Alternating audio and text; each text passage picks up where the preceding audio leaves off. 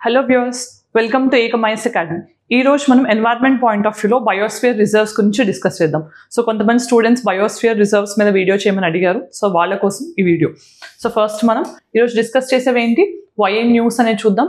అలానే biosphere reserve అంటే ఏంటి, అలానే క్రైటీరియా ఏంటి, zone of biosphere reserves. So బయోస్ఫియర్లో మనకి core area, buffer area, transition area ఇలాంటివి ఉంటాయి. వాటి గురించి చూద్దాం. ఫంక్షన్స్ ఏంటి, బయోస్ఫియర్ రిజర్వ్స్ ఇండియాలో ఎన్ని ఉన్నాయి, దాంట్లోంచి ఎన్ని యునెస్కో మ్యాన్ అండ్ బయోస్ఫియర్ ప్రోగ్రామ్లో లిస్ట్ అయ్యాయి, అలానే వీటిని కన్సర్వ్ చేయాలంటే ఎలాంటి కన్క్లూషన్ ఆర్ వే ఫార్వర్డ్ మనం చెప్పొచ్చు అనేది చూద్దాం. సో ఫస్ట్ ఇక్కడ బయోస్ఫియర్ రిజర్వ్ అంటే ఏంటి. సో బయోస్ఫియర్ రిజర్వ్ అంటే మనకి ఇక్కడ న్యాచురల్ ఏరియాతో పాటు కల్చరల్ కూడా బ్లెండ్ అయి ఉండే వాటిని బయోస్ఫియర్ రిజర్వ్స్ అంటాం. అంటే human along with nature. So nature and human so co existence అయితే ఎక్కడైతే ఉంటుందో సో దాన్ని మనం బయోస్ఫియర్ రిజర్వ్స్ అంటాం అనమాట. జనరల్గా human and nature co existence. So మరి ఇది ఎందుకు అంటే మనకి బయోజోగ్రఫికల్ జోన్ అని కూడా చెప్తాం దీన్ని. సో బయోజోగ్రఫికల్ జోన్ అంటే మనకి ఎక్కడైతే కనుక లైఫ్ అనేది పాసిబుల్ అవుతుందో అక్కడ కూడా మనకి డిఫరెన్సెస్ అనేవి లైక్ ఎకోసిస్టమ్స్ వైజ్ కానీ డైవర్సిటీ కానీ ఇవన్నీ ఎక్కువగా ఉంటుందో, బయోడైవర్సిటీ ఎక్కడ రిచ్ ఉంటుందో దాన్ని మనం బయోస్ఫియర్ రిజర్వ్గా డెసిగ్నేట్ చేస్తాం. సో ఫస్ట్ ఇక్కడ క్రైటీరియా ఏంటి. సో క్రైటీరియా ఏంటి అంటే మనకి జనరల్గా యునెస్కో అనేది బయోస్ఫియర్ రిజర్వ్ కాన్సెప్ట్ని తీసుకొచ్చింది, రైట్. సో యునెస్కో ప్రకారం క్రైటీరియా ఏంటి అంటే మనకి బయోడైవర్సిటీ అనేది ఎక్కువ ఉండాలి, రైట్. సో బయోడైవర్సిటీ ఎక్కువ ఉండాలి.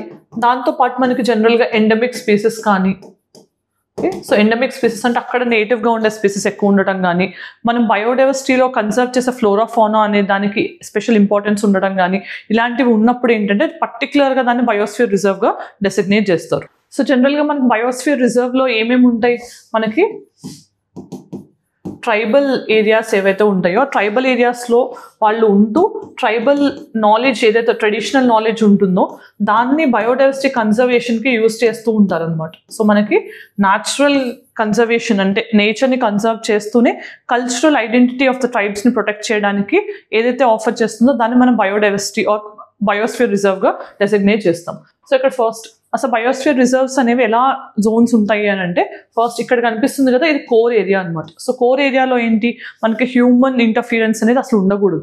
హ్యూమన్ ఇంటర్ఫీరెన్స్ అంటే ఎక్కడైతే మనకి ఎక్కువ బయోడైవర్సిటీ ఉందో, ఎక్కడైతే ఎక్కువ లెవెల్ ఆఫ్ ప్రొటెక్షన్ అవసరమో ఆ బయోస్ఫియర్లో దాన్ని కోర్ ఏరియాగా డెసిగ్నేట్ చేస్తారు. కోర్ ఏరియా అన్నారు అంటే అక్కడ హ్యూమన్ ఎస్టాబ్లిష్మెంట్స్ కానీ సెటిల్మెంట్స్ కానీ గ్రేజింగ్, హంటింగ్, ఫిషింగ్ ఇలాంటివి ఏమీ అలో చేయరు. సో కంప్లీట్లీ ఇంటర్ఫీరెన్స్ అనేది ఉండదు, రైట్. సో దెన్ ఉండేది buffer area. So buffer area అంటే ఏంటి, ఇక్కడ మీరు చూడొచ్చు ఇల్లు లాంటివి ఉన్నాయి, హ్యూమన్ సెటిల్మెంట్స్ ఉంటాయి. దాంతోపాటు కొంచెం లిమిటెడ్ స్కేల్లో గ్రేజింగ్ కానీ హంటింగ్ కానీ ఇలాంటివి అలో చేస్తారు. అంతేగాని మనకి రీసెర్చ్ కానీ లేకపోతే మనం ఏదైనా కొంచెం ఎక్కువ ఎన్వైరన్మెంట్ని డిస్టర్బ్ చేసేటట్టు ఉండేవన్నీ కూడా మనకి ట్రాన్సిషన్ జోన్లోనే పాసిబుల్ అవుతాయి. ఎందుకంటే కోర్ ఏరియాని మనం ప్రొటెక్ట్ చేయాలి అని అంటే దాని చుట్టూ ఒక షాక్ అబ్జార్బర్ లాగా ఉండాలి. అదే మనకి బఫర్ ఏరియా అనమాట.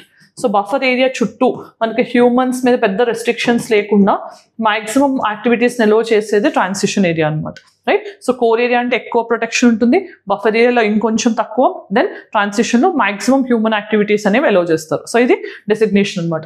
సో ఇక్కడ మనం కోర్ ఏరియాస్ విషయానికి వస్తే జనరల్గా వెయిట్ని కోర్ ఏరియాస్గా డిసిగ్నేట్ చేస్తారు అంటే మనకి ఎక్కడైతే నేషనల్ పార్క్ కానీ వైల్డ్ లైఫ్ శాంక్చురీ కానీ టైగర్ రిజర్వ్స్ కానీ ఉంటాయో అంటే ఎక్కువ బయోడైవర్సిటీ ఉన్న ఏరియాస్ని వాటిని కోర్ ఏరియాగా డెసిగ్నేట్ చేస్తారు.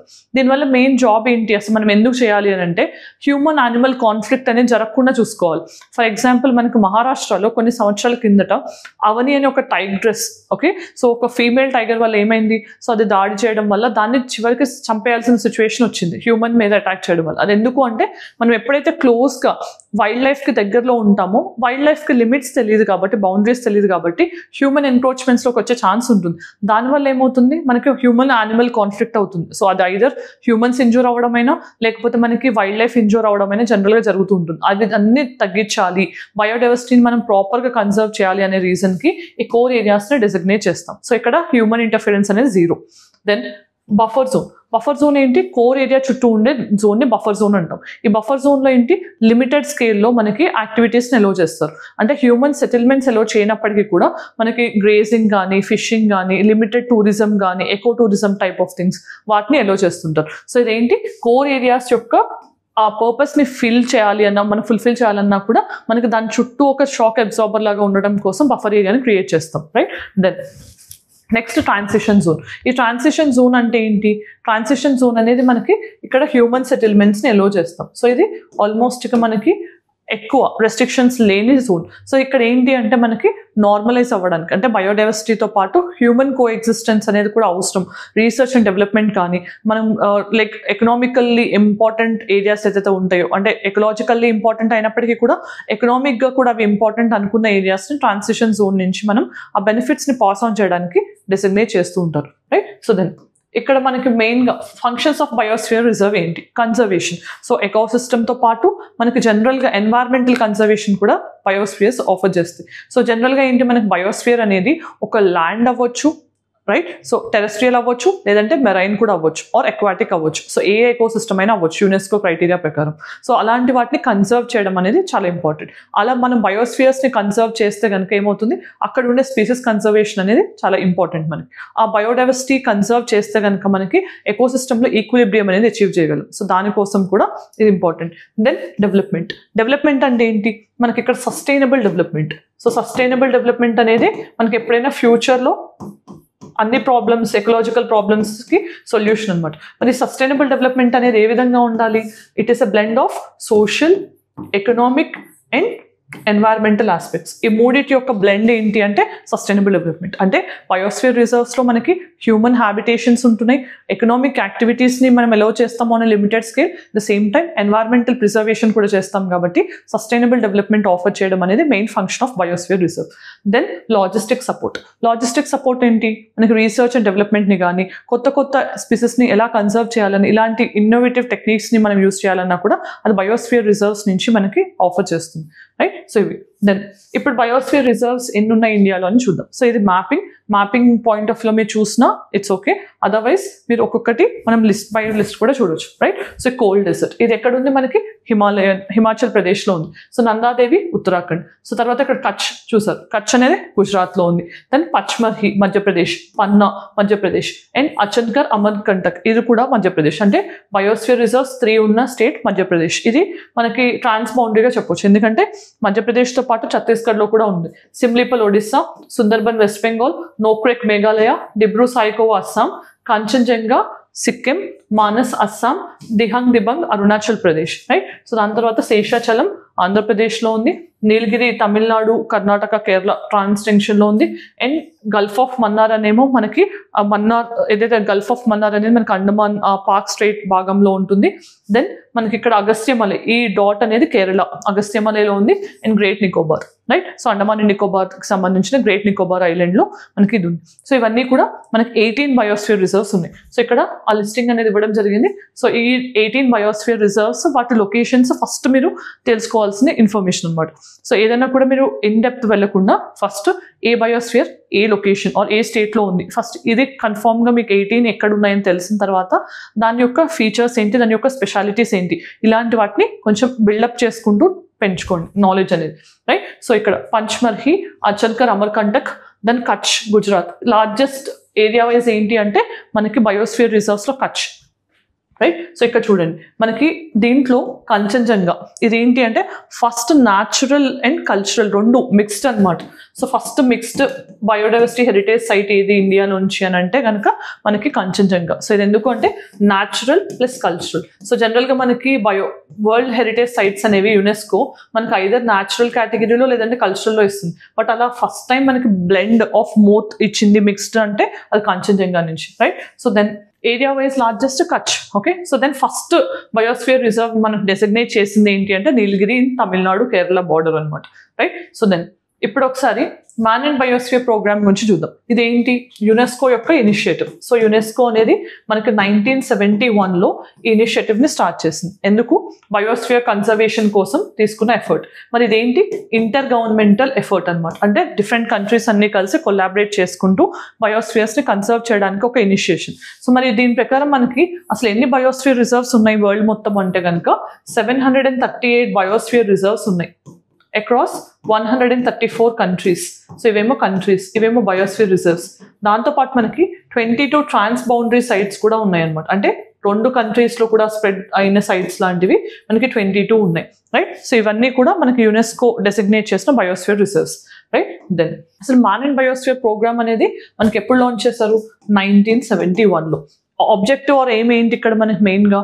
మనం మ్యాన్ అంటే కల్చరల్ ఆస్పెక్ట్స్ని ప్రొటెక్ట్ చేస్తూనే బయోస్ఫియర్ అంటే ఏంటి? Natural aspects. సో ఎప్పుడైనా కూడా బయోస్ఫియర్లో మనకి న్యాచురల్ అండ్ కల్చరల్ ఈ ఎలిమెంట్స్ ఎక్కడైతే బ్లెండ్ అవుతాయో దాన్నే మనం బయోస్ఫియర్ రిజర్వ్ అంటాం అనమాట. సో దానికి మ్యాన్ అండ్ బయోస్ఫియర్ ప్రోగ్రామ్ అనేది డెడికేటెడ్గా తీసుకొచ్చారు. సో మనం మ్యాన్ని ఇగ్నోర్ చేస్తూ కల్చర్ ఆర్ ఎన్వైర్న్మెంట్ని ప్రొటెక్ట్ చేయలేం. అలానే ఎన్వైర్న్మెంటల్ ప్రొటెక్షన్ అనే దాంట్లో మ్యాన్ అనేది వాళ్ళు ఇంపార్టెంట్ రోల్ ప్లే చేస్తారు. సో ఇలా మనకి ఇవన్నీ కూడా చాలా ఇంపార్టెంట్ ఆబ్జెక్టివ్స్తో ఈ మ్యాన్ అండ్ బయోస్ఫియర్ ప్రోగ్రామ్ని డెసిగ్నేట్ చేయడం జరిగింది. సో మనకి ఇక్కడ 18 బయోస్ఫియర్ రిజర్వ్స్ ఇండియాలో ఉన్నాయనుకున్నాం కదా, వాటిలోంచి 12 బయోస్ఫియర్ రిజర్వ్స్ మాత్రం MAB programme or man and biosphere ప్రోగ్రామ్లో లిస్ట్ అవ్వడం జరిగింది. సో ఆ 12 ఏంటి అనేది ఇక్కడ చూడండి. సో ఫస్ట్ ఏంటి? నీలగిరి, గల్ఫ్ ఆఫ్ మన్నార్ అనేది చూసాం మనం పాక్ స్ట్రైట్ దగ్గరలో. దెన్ సుందర్బన్ వెస్ట్ బెంగాల్, నందాదేవి ఉత్తరాఖండ్, నోక్రెక్ మేఘాలయ, పచ్మర్హి మధ్యప్రదేశ్, సిమ్లీపల్ ఒడిస్సా, అచన్కర్ అమర్కంటక్ ఇదేమో మధ్యప్రదేశ్ అండ్ ఛత్తీస్గఢ్ దగ్గర, Great Nicobar islands, then Agasthyamalai Kerala, Kanchenjunga. So ఇక్కడ చూడండి మ్యాన్ అండ్ బయోస్ఫియర్ ప్రోగ్రామ్ కింద రీసెంట్ 2018లో ఎంటర్ అయింది. పన్నా అనేది the latest. Okay, 12th one ఏంటి అంటే పన్నా మధ్యప్రదేశ్ నుంచి. సో ఇవన్నీ కూడా 12 biosphere reserves listed in MAB programme of UNESCO. 18 ఉన్నాయి టోటల్, 18లో 12 మాత్రమే MAB ప్రోగ్రామ్లో ఉన్నాయి. సో మీరు 12 గుర్తుపెట్టుకోకుండా కొంచెం మనం స్మార్ట్గా 6 ఏవి లేవో గుర్తుపెట్టుకుంటే 12 ఈజీ అవుతుంది, రైట్. దెన్ సో ఫస్ట్ ఇక్కడ నీలగిరి బయోస్ఫియర్ రిజర్వ్ గురించి చూద్దాం. నీలగిరి బయోస్ఫియర్ రిజర్వ్ అనేది మనకి 1986లో ఫస్ట్ డెసిగ్నేట్ చేసిన బయోస్ఫియర్ రిజర్వ్. మరి ఇక్కడ మనకి ఎలాంటి national parks, wild life sanctuaries వస్తాయి? మనకి ముడుములై కానీ, తర్వాత మనకి సైలెంట్ వ్యాలీ కానీ, బందీపూర్ కానీ, ఇలాంటివన్నీ కూడా, అంటే ఈవెన్ సత్యమంగళం టైగర్ రిజర్వ్, ఇవన్నీ కూడా ఉండే ఏరియాని నీలగిరి బయోస్ఫియర్ అంటాం. సో మనకు తెలిసిందే జాగ్రఫీ పాయింట్ ఆఫ్ వ్యూలో eastern Ghats and western Ghats meet అయ్యే పాయింట్ ఏంటి అంటే నీలగిరిస్. మరి నీలగిరిస్లో ఉన్న హైయెస్ట్ పీక్ ఏంటి అని తెలిస్తే కనుక ఆన్సర్ కామెంట్ సెక్షన్లో చెప్పండి. సో ఇక్కడ మనకి ఎలాంటి జనరల్గా వెజిటేషన్ ఉంటుంది? మౌంటైన్ ఫారెస్ట్ అనేవి ఉంటాయి. మౌంటైన్ ఫారెస్ట్ని మనం సదర్న్ ఇండియాలో ఏమంటాం? షోలాస్, రైట్. షోలా ఫారెస్ట్ అంటాం కదా. వాటితో పాటు evergreen forest and deciduous forest కూడా ఉంటాయి. ఇక్కడ మనకు కనిపించే ఫోనా ఏంటి? Nilgiri tahr. So very important. Nilgiri tahr అనే దాన్ని కన్జర్వ్ చేయడానికి తమిళనాడు గవర్నమెంట్ ఒక ప్రాజెక్ట్ని కూడా డెడికేటెడ్గా లాంచ్ చేసింది. అండ్ నీలగిరి టార్ ఎక్స్క్లూజివ్గా మనకు కన్జర్వేషన్ కోసం ఒక నేషనల్ పార్క్ అనేది ఈ మధ్య యూజ్ చేస్తున్నాం. దాని ఏంటి? ఎరవికులం నేషనల్ పార్క్ అనేది కేరళలో ఉంది. సో ఇక్కడ నీలగిరి టార్ కన్జర్వేషన్ అనేది చేస్తున్నారు. సో ఇది ఎండేంజర్డ్ కేటగిరీలో ఉంది. దీంతో పాటు నీలగిరి లంగూర్ కానీ, రైట్. సో ఇలాంటి యానిమల్స్ అనేవి జనరల్గా నీలగిరి బయోస్ఫియర్ రిజర్వ్లో ఎండమిక్గా ఉన్నాయి, అక్కడ మాత్రమే. మలబార్ స్క్విరెల్ కానీ ఇవన్నీ కూడా, రైట్. సో దాంతోపాటు మనకి ఎలాంటి ఫోనా అనేది ఉంటుంది అని చూసాం. ఫ్లోరా అనేది చూస్తే కనుక మనకి జనరల్గా షోలా ఫారెస్ట్ కానీ, ట్రాపికల్ ఎవర్ గ్రీన్ ఫారెస్ట్ కానీ ఇవి కనిపిస్తాయి. మరి ట్రైబ్స్ ఎవరు ఉంటారు అంటే బడగాస్, తోడాస్, ఇరులాస్, పనియన్స్, వీళ్ళందరూ నీలగిరి బయోస్ఫియర్ రిజర్వ్ ఉన్న విసినిటీలో కనిపిస్తుంటారు, రైట్. దెన్ నెక్స్ట్ నందాదేవి అనేది మనకి ఎక్కడ ఉంది? State of Uttarakhand. మరి ఇక్కడ నందాదేవి నేషనల్ పార్క్తో పాటు సైలెంట్ వ్యాలీ నేషనల్ పార్క్ ఏవైతే ఉత్తరాఖండ్లో ఉన్నాయో అవి రెండు కూడా ఇక్కడ కనిపిస్తుంటాయి. మరి ఇక్కడ కనిపించే యానిమల్స్ ఏంటి మనకి అంటే జనరల్గా స్నో లెపర్డ్ కానీ, బ్లూ షీప్ కానీ ఇలాంటివి కనిపిస్తాయి. మరి వెజిటేషన్కి వచ్చేసరికి ఎవర్ గ్రీన్తో పాటు మౌంటైన్ టైప్ ఆఫ్ వెజిటేషన్ అనేది మనకి ఎక్కువగా కనిపిస్తుంటుంది. మరి ఇక్కడ కనిపించే ట్రైబ్స్ ఎవరు? బోటియా ట్రైబ్స్ కనిపిస్తుంటారు, రైట్. సో ఇలాంటి ఇన్ఫర్మేషన్ కూడా ఇంపార్టెంట్. దెన్ నోక్రెక్ అనేది ఏంటి? మేఘాలయలో ఉన్న బయోస్ఫియర్ రిజర్వ్. సో ఇక్కడ మనకు కనిపించే ట్రైబ్స్ ఎవరు? గారో ట్రైబ్స్, రైట్. సో ఈ నోక్రెక్ అనేది మనకి ఎవర్ గ్రీన్ ఫారెస్ట్తో పాటు, సెమీ ఎవర్ గ్రీన్తో పాటు అండ్ డెసిడియస్ ఫారెస్ట్ ఉన్న బయోస్ఫియర్ రిజర్వ్ అనమాట.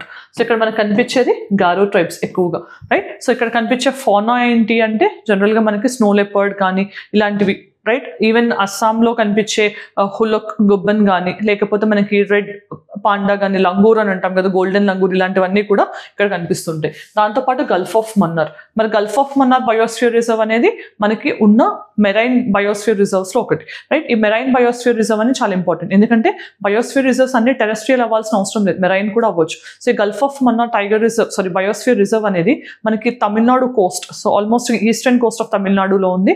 ఇక్కడ మనకి కనిపించేది అంటే మరకేయ ట్రైబ్స్ అనే వాళ్ళు కనిపిస్తుంటారు. సో ఈ గల్ఫ్ ఆఫ్ మన్నార్ అనేది మనకున్న only marine biosphere reserve, right. Then next Sundarbans biosphere reserve. So Sundarbans అనేది మనకి ఎక్కడ ఉందని తెలుసు. సుందర్బన్స్ డెల్టా అంటే మన మ్యాంగ్రోవ్స్ ఏవైతే ఉంటాయి, మర అడవులు అంటాం కదా, అవి ఇండియా అండ్ బంగ్లాదేశ్లో ఉన్న మ్యాంగ్రోవ్స్ ఏవైతే ఉన్నాయో వాటిని largest mangrove delta or area అని అంటాం. సో అక్కడ ఉన్నదే ఈ సుందర్బన్ బయోస్ఫియర్ రిజర్వ్. మరి సుందర్బన్స్ అనగానే మనకు గుర్తొచ్చేది ఏంటి? Royal Bengal tiger, right? So royal Bengal tiger ఏదైతే ఎండేంజర్డ్ మన నేషనల్ యానిమల్ ఉందో అది ఇక్కడ కనిపిస్తూ ఉంటుంది. మరి ఇక్కడ కనిపించే ట్రైబ్స్ ఎవరు? మనకి సంతాల్స్ కానీ, ఒరియన్స్ కానీ, రైట్, మనకి ముండాస్ కానీ వీళ్ళు కనిపిస్తుంటారు ఎక్కువగా. ఈవెన్ బూమించ్ ట్రైబ్స్ కూడా కనిపిస్తారు. వీళ్ళందరూ కూడా సుందర్బన్స్లో కనిపిస్తారు. దెన్ మానస్ బయోస్ఫియర్ రిజర్వ్, ఇది ఎక్కడ ఉంది? అస్సాంలో ఉంది.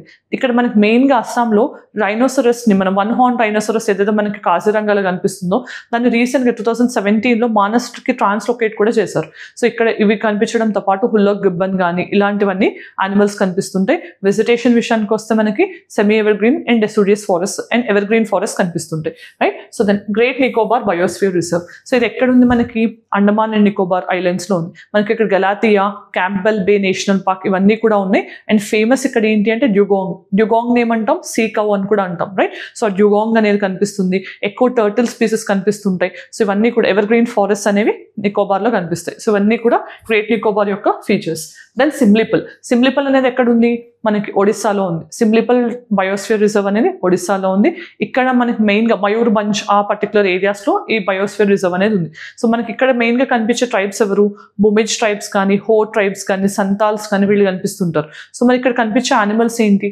లెపర్డ్స్ కానీ, ఎలిఫెంట్స్ కానీ. ఎలిఫెంట్స్ కూడా చాలా ఫేమస్ మయూర్భంజ్ రీజియన్లో. అండ్ రాయల్ బెంగాల్ టైగర్ ఇవన్నీ కూడా మనకి ఎక్కువగా కనిపిస్తూ ఉంటాయి, రైట్? దెన్ మనకి పచ్మర్హి. మరి పచ్మర్హి అనేది ఎక్కడ ఉంది? మధ్యప్రదేశ్లో ఉంది. ఎక్కడ? ఎస్పెషల్లీ సత్పురా రేంజెస్లో ఉంది. ఈ సత్పురా రేంజెస్లో హైయెస్ట్ పీక్ అయిన ధూప్గఢ్ ఏదైతే ఉందో అది ఈ పర్టికులర్ బయోస్ఫియర్ రిజర్వ్లో ఉంది, రైట్? దాంతోపాటు ఈ పచ్మర్హిలో మనకి మధ్యప్రదేశ్లో ఉండడం వల్ల మనకి ఇక్కడ నుంచి చాలా రివర్స్ కూడా ఫ్లో అవుతుంటాయి, రైట్? సో ఆ రివర్స్ అనేవి కూడా ఈ బయోస్ఫియర్ రిజర్వ్ నుంచి ఫ్లో అవుతాయి. Like for example Satpura ranges నుంచి మనకి మేజర్గా ఎమర్జ్ అవుతున్న రివర్స్ అన్నీ కూడా ఈ పచ్మర్హి నుంచి ఫ్లో అవుతుంటాయి. దాంతోపాటు మనం గుర్తుపెట్టుకోవాల్సింది ఇక్కడ ఉండే ట్రైబ్స్ ఎవరు? ఈ ట్రైబ్స్లో మనకి సెంట్రల్ ఇండియన్ ట్రైబ్స్ ఎవరైతే ఉంటారో లైక్ మనకి ముండాస్ కానీ, సంతాల్స్, హో ట్రైబ్స్ వీళ్ళందరూ కూడా ఇక్కడ ఎక్కువగా ఉంటారు. కంచన్జంగా. సో మరి కంచన్జంగా అనేది ఎక్కడ ఉంది? సిక్కింలో ఉంది. ఇందాక మనం డిస్కస్ చేసినట్టు ఫస్ట్ మిక్స్డ్ సైట్ అంటే మనకి కల్చరల్ అండ్ న్యాచురల్ ఇంపార్టెన్స్ ఉన్న ఒక ఫస్ట్ మిక్స్డ్ సైట్ ఏంటి? వరల్డ్ హెరిటేజ్ సైట్ లిస్ట్లో యునెస్కో తరపున మనకి డెసిగ్నేట్ అయింది అంటే ఇది కంచన్జంగా. ఇక్కడ మనం గుర్తుపెట్టుకోవాల్సింది వరల్డ్లోనే థర్డ్ హైయెస్ట్ పీక్ అయిన కంచన్జంగా K3 అని కూడా అంటాం కదా, అది ఈ పర్టికులర్ ఏరియాలో ఆర్ బయోస్ఫియర్ రిజర్వ్లో ఉంది. మరి ఇక్కడ మనకు కనిపించే ట్రైబ్స్ ఎవరు? లెప్చా ట్రైబ్స్. లెప్చా ట్రైబ్స్ అనే వాళ్ళు సిక్కింలో కనిపిస్తుంటారు, వాళ్ళు ఇక్కడ ఉంటారు. మరి యానిమల్స్ ఏంటి? రెడ్ పాండా కానీ, స్నో లెపర్డ్ కానీ ఏవైతే మనకి జనరల్గా స్నో ఆర్ మౌంటైనస్ రీజియన్స్లో ఉంటాయో అవి ఎక్కువగా కనిపిస్తుంటాయి. దెన్ మనకి డిబ్రూ సాయికోవా బయోస్ఫియర్ రిజర్వ్ అనేది ఉంది. మరి ఇది ఎక్కడ ఉంది? అస్సాంలో ఉంది. ఈ డిబ్రూ సాయికోవాలో మనకి జనరల్గా బ్లెండ్ అనేది కనిపిస్తుంది. అంటే ఎవర్ గ్రీన్ ఫారెస్ట్తో పాటు డెసిడియస్ ఫారెస్ట్, మౌంటైన్ ఫారెస్ట్ అన్నీ కనిపిస్తుంటాయి. మరి వీటితో పాటు వన్ హార్న్ రైనో కానీ మనకి లేకపోతే టైగర్, లెపర్డ్ ఇవన్నీ కూడా, ఎలిఫెంట్ ఇవన్నీ కూడా కనిపిస్తుంటాయి. దాంతోపాటు అగస్త్యమలై బయోస్ఫియర్ రిజర్వ్ ఇది ఎక్కడుంది? కేరళలో ఉంది. సో అగస్త్యమలై బయోస్ఫియర్ రిజర్వ్ అనేది మనకి సదర్న్ మోస్ట్ కూడా చెప్పొచ్చు. ల్యాండ్లో చూస్తే కనుక సదర్న్ మోస్ట్. గ్రేట్ నికోబార్ అనేది మనకి మెయిన్ ల్యాండ్లో లేదు. సో ల్యాండ్ బేస్లో చూస్తే కనుక సదర్న్ మోస్ట్ ఏంటి అంటే అగస్త్యమలై. మరి అగస్త్యమలై బయోస్ఫియర్ రిజర్వ్ యొక్క యూనిక్నెస్ ఏంటి అంటే మనకి ఇక్కడ ఆల్మోస్ట్ ఒక ట్రాన్సిషన్ జోన్లో చాలా బయోస్ఫియర్ రిజర్వ్ అంటే మనకి జనరల్గా ఎకోటోన్ అండ్ ఎడ్జ్ ఎఫెక్ట్ అంటాం కదా, సో అలా మనకి ఇక్కడ convergence of ever green and deciduous forest కనిపిస్తాయి కాబట్టి మనకి ఎక్కువ బయోడైవర్సిటీ కూడా ఉంటుంది. సో ఇక్కడ మనకి కనిపించే యానిమల్స్ ఏంటి? టైగర్స్ కానీ, ఎలిఫెంట్స్ కానీ, లెపర్డ్స్ కానీ ఇవన్నీ కూడా కనిపిస్తుంటాయి along with many endemic species. Then Dihang Dibang Tiger Reserve. So biosphere reserve. ఈ దిహంగ్ దిబంగ్ అనేది ఎక్కడ ఉంది? మనకి ఇది అరుణాచల్ ప్రదేశ్లో ఉంది. మరి ఇక్కడ మెయిన్గా మనకు కనిపించే ట్రైబ్స్ ఎవరు? మిష్మీ ట్రైబ్స్ కానీ మనకి నాగాస్తో పాటు వీళ్ళందరూ కనిపిస్తుంటారు అనమాట. లైక్ మనకి నార్త్ ఈస్టర్న్ ఇండియాలో ఉన్న ట్రైబ్స్ అందరూ కూడా ఎక్కువగా కనిపిస్తుంటారు. ఇక్కడ మనకి మోలింగ్ టైగర్ రిజర్వ్ కానీ, నేషనల్ పార్క్ కానీ, అండ్ మనకి దిహంగ్ అనేది కూడా కనిపిస్తుంటుంది. దిహంగ్ అనేది బ్రహ్మపుత్ర రివర్ యొక్క ట్రిబ్యూటరీ అనమాట. సో మనకి జనరల్గా ఇక్కడ కనిపించే యానిమల్స్ ఏంటి అంటే రెడ్ పాండా ఇలాంటివన్నీ కనిపిస్తుంటాయి. సో రెడ్ పాండా అనేది జనరల్గా బ్యాంబూ మీద ఎక్కువ డిపెండ్ అయి ఉంటుంది. పాండా అనేది చైనాలో చాలా చాలా ఇంపార్టెంట్, రైట్? సో ఇవన్నీ కూడా తెలుసుకోవాలి. మరి ఈరోజు ప్రాక్టీస్ క్వశ్చన్ ఏంటనే చూద్దాం. With reference to biosphere protected areas of India which of the following is not a biosphere reserve. So మరి వీటిలో బయోస్ఫియర్ రిజర్వ్ కానిది ఏంటి అనేది ఈ 4 ఆప్షన్స్ నుంచి ఐడెంటిఫై చేసి ఆన్సర్ కామెంట్ సెక్షన్ చెప్పండి. Then mains question, biosphere reserves have immense role to play in tackling the issues plaguing humanity currently. However, they are under constant threat of being degraded. So analyze. అసలు biosphere reserves కి major గా humans నుంచి ఉండే threats ఏంటి, అవి ఎలా degrade చేస్తున్నాయి, అలానే వాటిని కన్జర్వ్ చేయడానికి మీరు ఎలాంటి మెషర్స్ సజెస్ట్ చేయాలనేది ఆన్సర్ చేయడానికి ట్రై చేయండి.